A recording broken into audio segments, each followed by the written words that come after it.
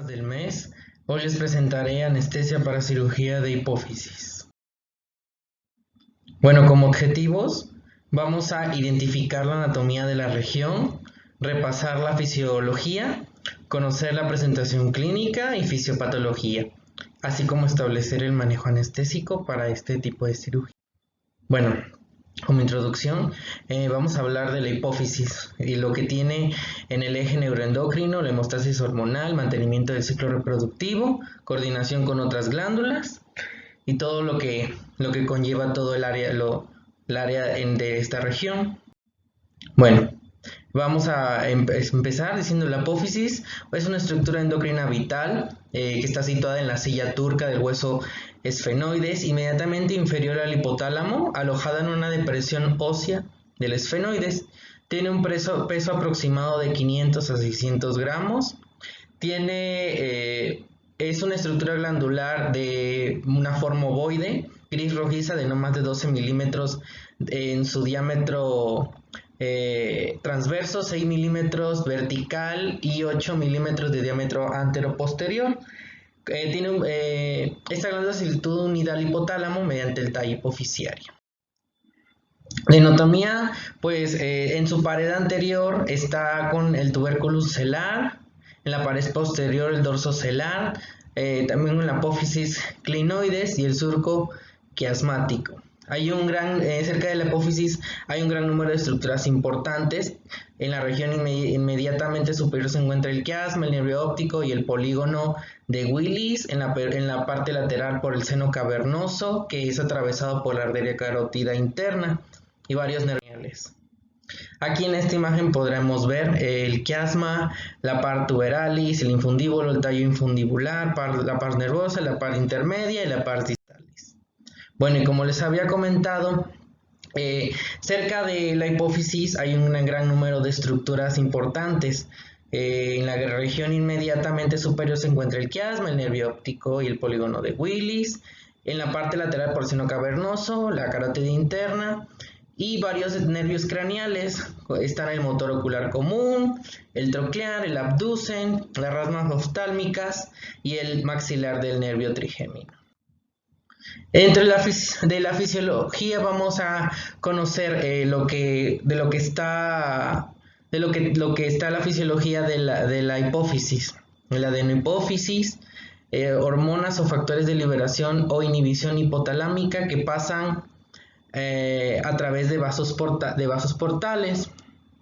Embriológicamente, la neurohipófisis y el hipotálamo se derivan del diencéfalo y la adenohipófisis de origen ectodérmico es una vaginación de la orofaringe primitiva, conocida como bolsa de Ranque.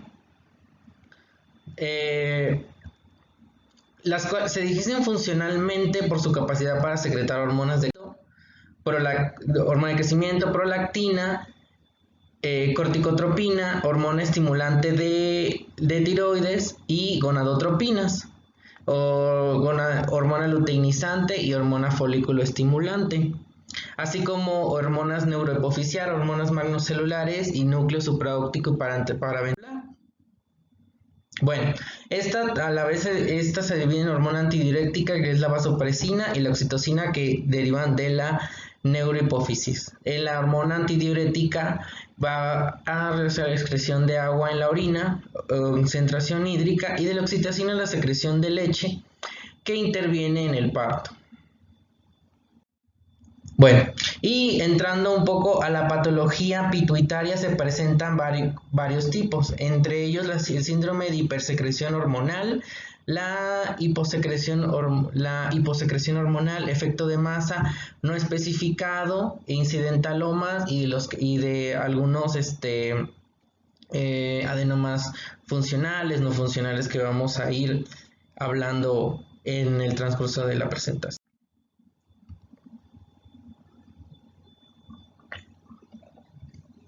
Bueno, vamos a dividir macroadenomas, que son mayor de 10 milímetros, y los microadenomas menor de 10 milímetros. Todos ellos se caracterizan por la clínica por efecto de masa local, cefalea, defectos visuales, hipopituitarismo e hidrocefalia. En la terapéutica, las principales que se van a utilizar pues es los medicamentos, que son la bromocriptina, carvedilol, entre otros, que también más adelante vamos a ir hablando.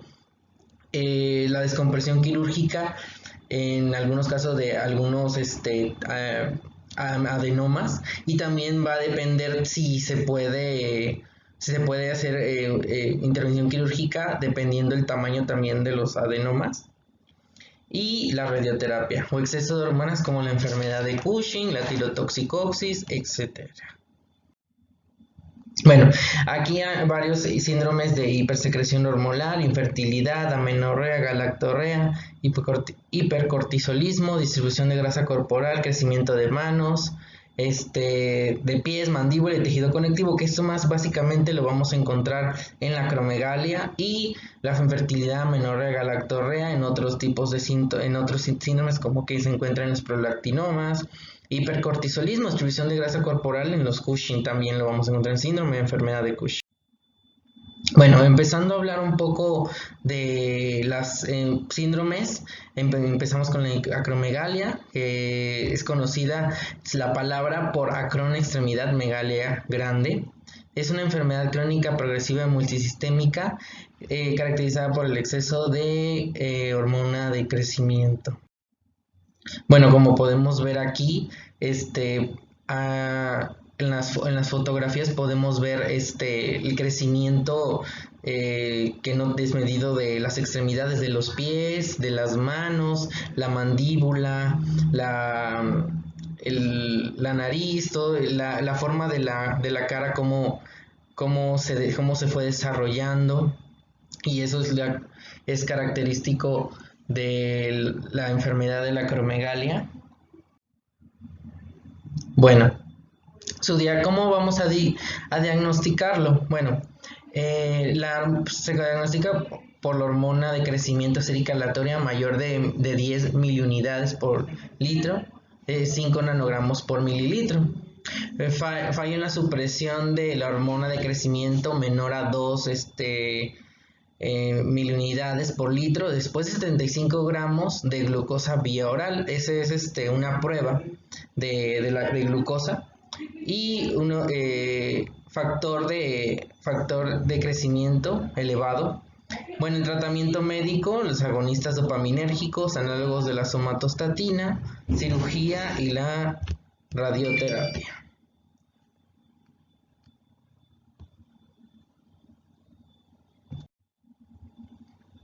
Bueno, con la enfermedad de Cushing, bueno, se va a diferenciar ahí enfermedad de Cushing, la hipersecreción de ACTH y síndrome de Cushing, independientemente de la causa. Eso puede ser por diferentes causas, puede ser por algún adenoma, algún adenoma suprarrenal, de las suprarrenales, perdón, etcétera, etcétera, o algún tumor que no se ve el tumor primario, y hay que buscar también, entran dentro de dentro del síndrome.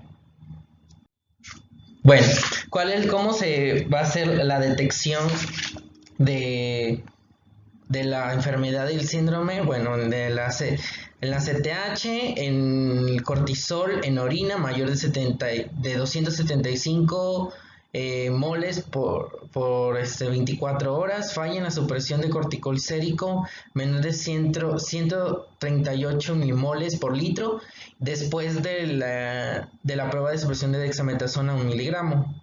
Hay tres tipos de cómo detectar la CTH. Bueno, está la CTH indetectable por un tumor adrenal. El ACTH de 10 a 100 milimoles por litro, podemos estar hablándonos de enfermedad dependiente de hipófisis. Y la ACTH mayor a 200 milimoles por una secreción ectópica, o sea que es un adenoma que probablemente esté creciendo fuera de, que no sepamos si es de un origen pulmonar o de algún otro origen tenga este adenoma. Podemos estar hablando de de la secreción ectópica.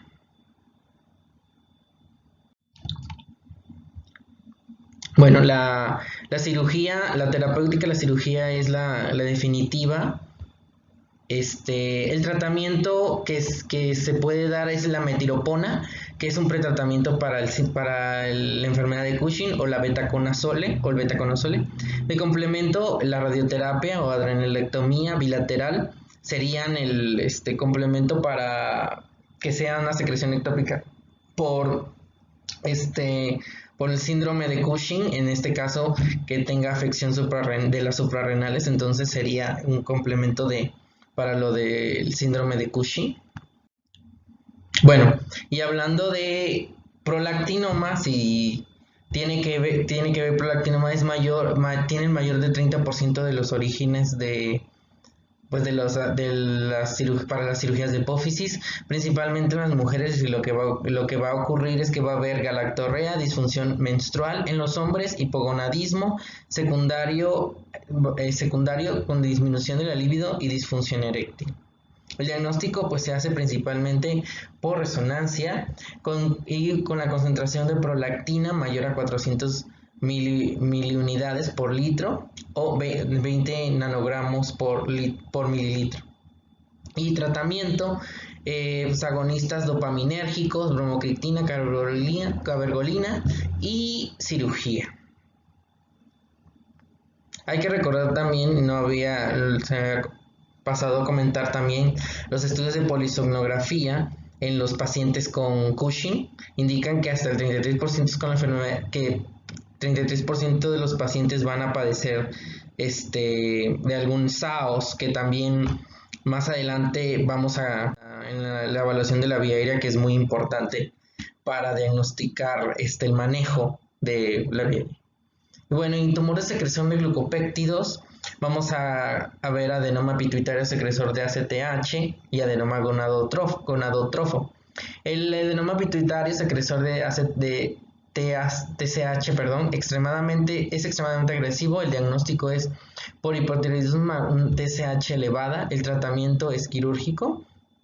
Y de adenoma gonadotrofo es de pubertad prematura o posmenopausia. Se caracteriza por la elevación de LH y FSH. Y vamos a encontrar prolactina elevada en 80% particularmente. Bueno, y de síndromes de hiposecreción endocrina vamos a encontrar la insuficiencia adrenocortical, el hipotiroidismo y la diabetes insípida. Insuficiencia adrenocortical por disfunción hipofisiaria, eje renina-angiotensina aldosterona conservado, el hipotiroidismo, también versus insuficiencia tiroidea primaria o la diabetes insípida, por fracaso de la secreción de ADH y por tratada con desmopresina a estos pacientes también. Bueno, como ya había comentado, de los adenomas hipofisiarios se van a dividir en funcionales y no funcionales. Los funcionales van a abarcar el 70% y van a estar atribuidos por un tipo de célula, no están está contribuido por otras células y producen una hormona predominantemente, no está más hormonas involucradas, y los no funcionales son solo el 25% y van a estar atribuidos por efecto de masa, como en cuadro clínico son de aparición tardía y va a haber síntomas de excesos hormonales.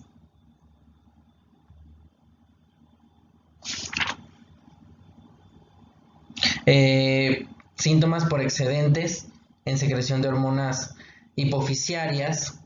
De forma adicional, cada tumor que se extiende más de los límites de la silla turca tiene posibilidad de ocasionar efecto en masa en estructuras adyacentes, originando sintomatología agregada también. Bueno, de los tumores no funcionales son el 25%, con efectos visuales, cefalea y hemorragia supraranoidea. Particularmente van a presentar pues apoplejía hipoficiaria y panhipopituitarismo. Bueno, y para este tipo de adenomas, la vigilancia va a ser principalmente por resonancia magnética y también para el abordaje y para tratamiento, pues cirugía y radioterapia para también este tipo de pacientes, para este tipo de adenoma. Bueno, para clasificar los adenomas vamos a utilizar la clasificación de Hardy-Wesina. En los siguientes estadios vamos a encontrar que el estadio 0 va a ser un microadenoma intracelular completo. El estadio 1, microadenoma intracelular, con distorsión celular local. El estadio 2, macroadenoma con expansión local de la silla turca. Estadio 3, macroadenoma con destrucción local de la silla e invasión de seno esfenoidal o senos cavernosos. Estadio 4, macroadenoma con destrucción total celular o invasión local. Bueno, y la clasificación de NOS. En la clasificación de NOS, en la estadio 0, es sin invasión del seno cavernoso, no sobrepasa la línea tangente medial. En el estadio 1 sobrepasa la tangente medial sin sobrepasar la tangente entre centros de las carótidas cavernosas. En el estadio 3 es extensión lateral sobrepasando la línea tangente lateral entre la carótida supracavernosa y la intracavernosa. Y el estadio 4, la carótida está totalmente englobada por el tumor.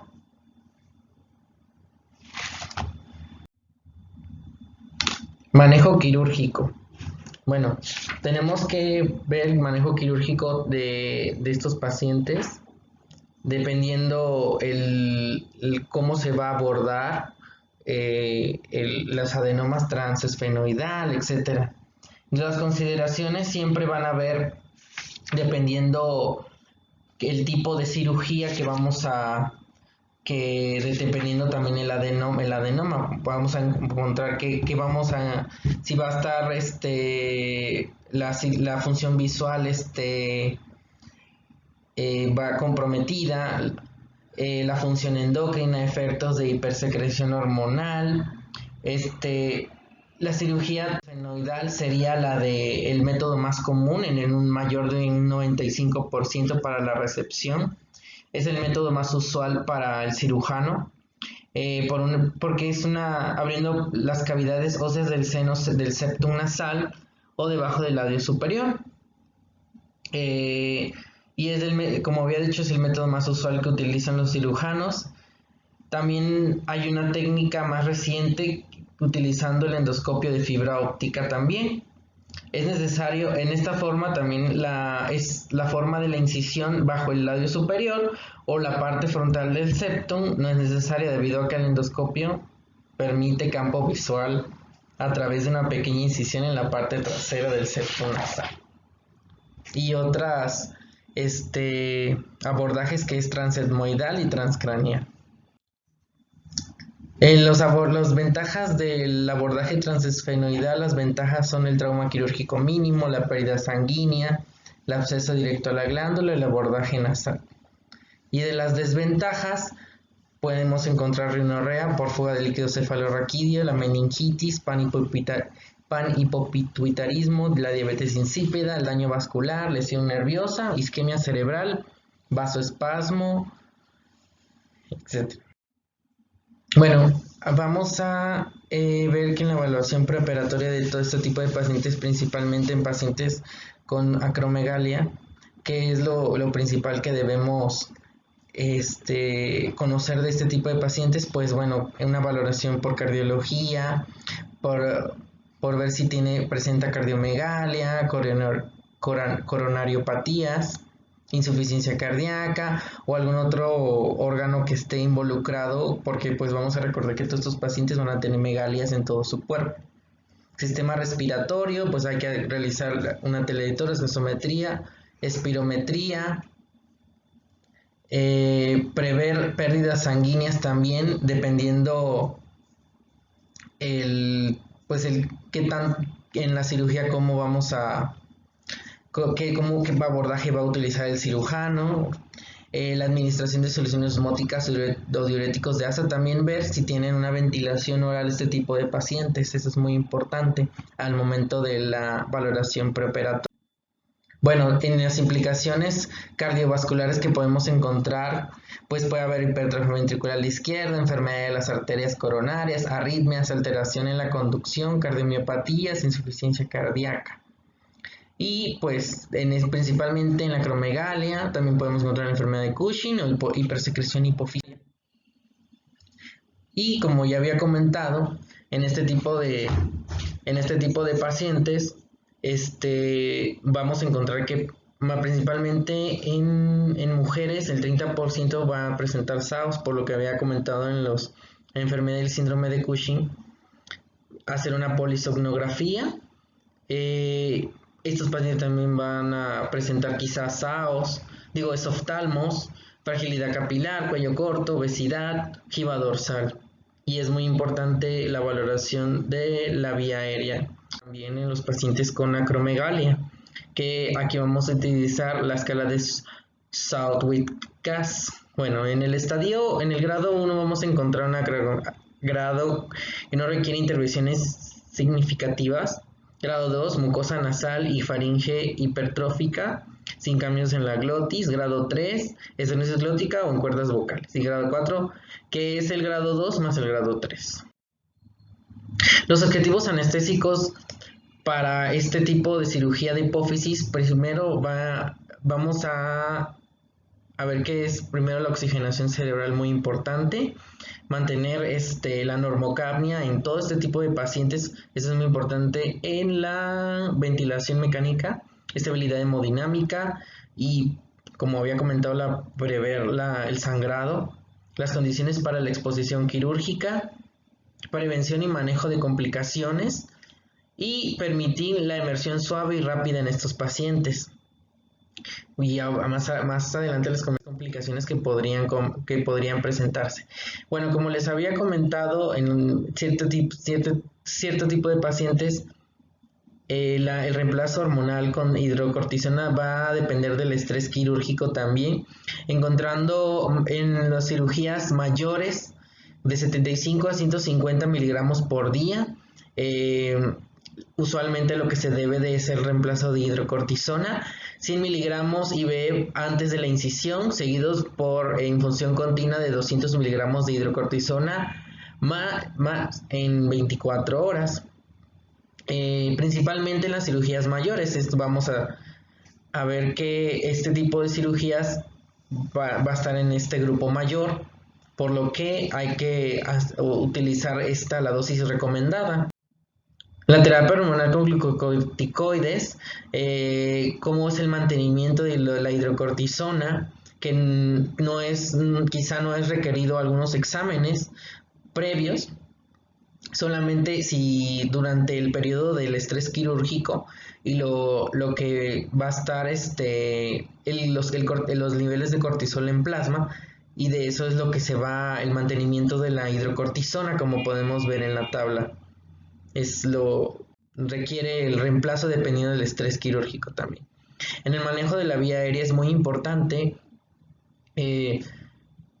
al momento si vamos a hacer un abordaje transfenoidal, el compromiso de la vía aérea, pues puede presentarse un sangrado de nasofaringe, orofaringe, empaquetamiento nasal o más en estos pacientes con acromegalia, apnea del sueño, como ya había comentado, que presentan SAOS, este tipo de pacientes Cushing o síndrome Cushing enfermedad, pacientes que si van a tener CPAP, hay que recordar que está contraindicada la ventilación o la invasión, el manejo de la vía aérea avanzada con ventilación mecánica, o SPA podría desencadenarse en neumoncéfalo y edema agudo pulmonar.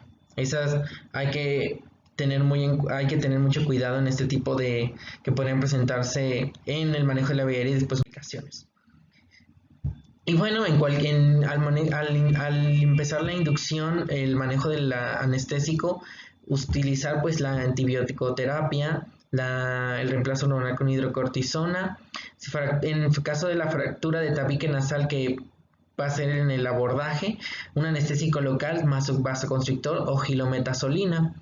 Para la analgesia, pues puede ser una analgesia con AINE, con paracetamol, en drenaje lumbar. Se permite la inyección de solución salina o aire. Es lo que está permitido. Se puede. Bueno, en la posición es muy importante también la posición en la que vamos a utilizar, nuestro paciente. El abordaje transesfenoidal es con el decúbito supino más ligera lateralización de la cabeza. El abordaje transcraneal, el decúbito supino. Y el abordaje subfrontal, más en el enfoque del terión y vigilar las venas del cuello. Se debe utilizar una posición neutral de la cabeza, no únicamente para disminuir la obstrucción venosa, sino también para minimizar el sangrado.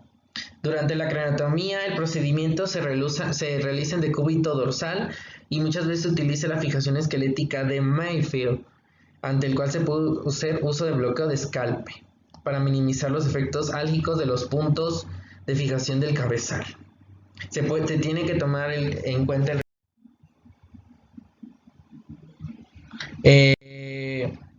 la monitorización básica. Va a estar integrada por el electrocardiograma, la saturación de oxígeno, el CO2 y la tensión arterial. Se debe utilizar la TEA invasiva, principalmente en los pacientes con Cushing, con enfermedad o síndrome que va a ser intervenidos. Embolia aérea, eso principalmente por la posición de la cabeza. Tenemos que también tener una monitorización de la embolia, de si puede producirse la embolia, y los potenciales visuales evocados para la región de las vías. Y bueno, la ventilación mecánica, principalmente, como ya he comentado en la cirugía transesfenoidal, se debe de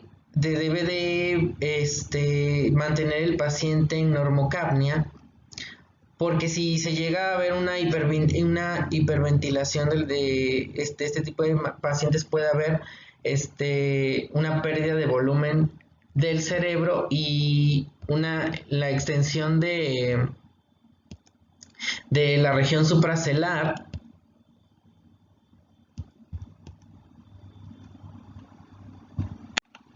Y se va a producir la pérdida de volumen del cerebro y hará que el tumor con extensión supracelular sea menos accesible. Bueno, y dentro de las complicaciones que podemos encontrar va a ser sangrado, en tumores no vascularizados, daño a la carótida, un falso aneurisma, y en la angiografía carótido, daño al puente. En otras complicaciones que podemos encontrar que pueden presentarse, pues isquemia del lóbulo frontal, trauma al quiasma óptico, crisis epilépticas, anosmia y fuga de líquido cefalorraquídeo.